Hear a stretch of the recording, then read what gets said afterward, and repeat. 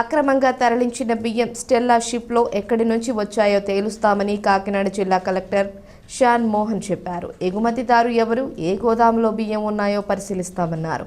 కాకినాడలో నిర్వహించిన మీడియా సమావేశంలో జిల్లా ఎస్పీ విక్రాంత్ పాటిల్తో కలిసి ఆయన మాట్లాడారు.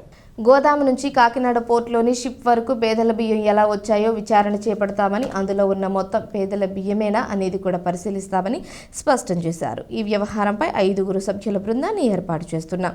దీనిలో రెవెన్యూ, పోలీస్, కస్టమ్స్, పౌర సరఫరాల శాఖ, పోర్టు అథారిటీ అధికారులు సభ్యులుగా ఉంటారని వివరించారు. ప్రతి లోడ్ను పరిశీలించి బియ్యం ఎక్కడి నుంచి వచ్చాయో విచారిస్తాం. సభ్యుల బృందం తనిఖీలకు విధి విధానాలు రూపొందిస్తున్నామన్నారు.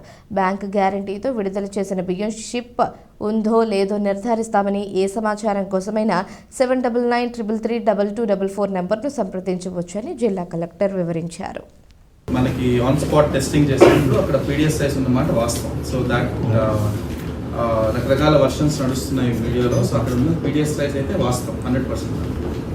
ఆ పీడిఎస్ రైస్ సప్లై చేసిన వెండర్ ఎవరు, ఆ వెండర్ సంబంధించి మనం ప్రీవియస్లో బ్యాంక్ గ్యారంటీ అని ఇచ్చినట్టువి ఉన్నాయేమో అని చెప్పి ఆ రోజు నేను కూడా అనుమానం వ్యక్తం చేశాను. మనం బయటకు వస్తూనే మనం కోర్టు చూస్తూనే బ్యాంక్ గ్యారంటీ ఇచ్చినవి ఉండొచ్చేమో. సో అది ఒకటి వెరిఫై చేసుకోవాలనుకున్నాం. సో ఆ వెరిఫికేషన్కి సంబంధించి నెక్స్ట్ 2-3 డేస్లో మనం ఒక మల్టీ డిసిప్లినరీ టీమ్, అంటే కంప్లీట్గా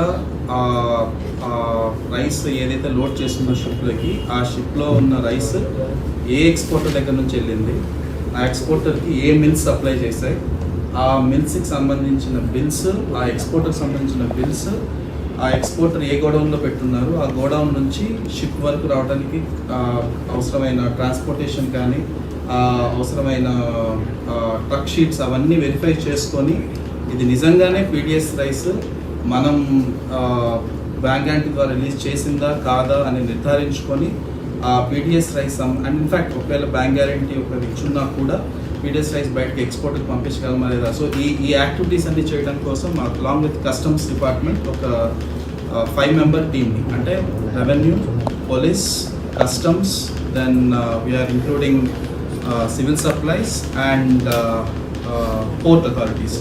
సో ఈ 5 డిపార్ట్మెంట్స్తో కలిపి ఒక టీమ్ ఫామ్ చేయడం జరుగుతుంది.